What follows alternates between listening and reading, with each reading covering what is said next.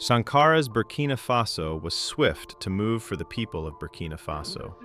Sankara believed that true independence meant breaking every chain of dependence, political, economic, cultural, and mental. He condemned neocolonialism. He expelled French military advisors. He changed the name of the country from Upper Volta to Burkina Faso. He supported liberation struggles across Africa.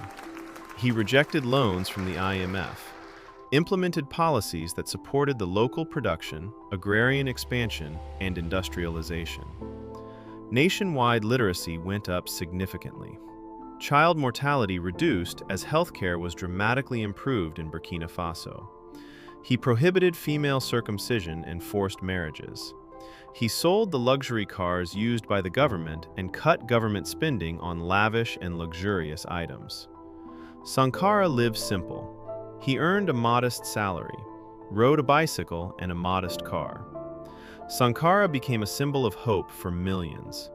His courage inspired leaders, freedom fighters, and ordinary people across the continent and the world. But he alienated the former ruling class. His vision threatened those who had benefited from neocolonialism and privilege. They called him dangerous and plotted in silence. In the shadows, Blaise Compaoré made his choice. Sankara's ideas threatened the old order, and Compaoré hatched a plan. Orders were given, weapons were issued. They called it necessary, but it was betrayal, and history would remember. Or at least Aluna Trudre would.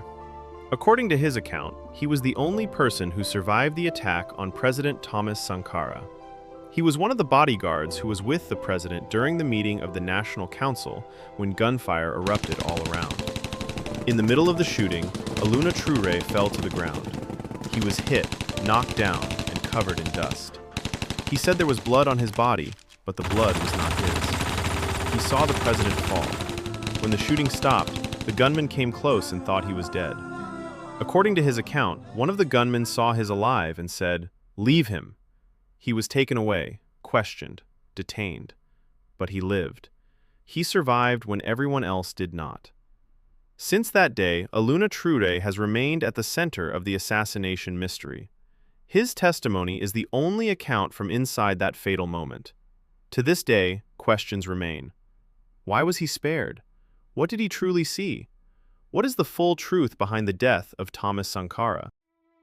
In 2017, the Burkina Faso government officially asked the French government to release military documents on the killing of Sankara after his widow accused France of masterminding his assassination.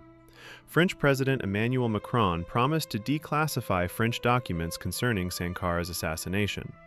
In April 2021, 34 years after Sankara's assassination, former President Compaoré and 13 others were indicted for complicity in the murder of Sankara, as well as other crimes in the coup.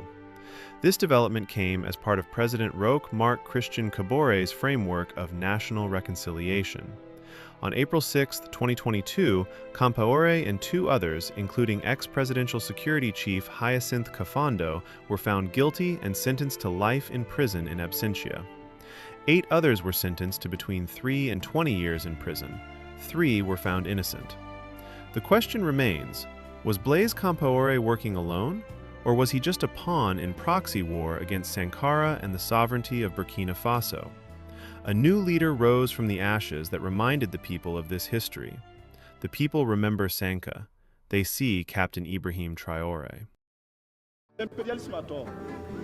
Mais l'impérialisme est un mauvais élève. C'est un mauvais élève. Quand il est battu, quand il est renvoyé de la classe, il revient encore. C'est un mauvais élève. Il n'a jamais appris la leçon de son échec.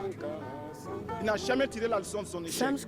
Il est là-bas en Afrique du Sud, en train de parler, en train d'égorger les Africains. Simplement parce que les Africains pensent à la liberté comme vous aujourd'hui. L'impérialisme, il est là-bas, en train d'écraser les peuples arabes.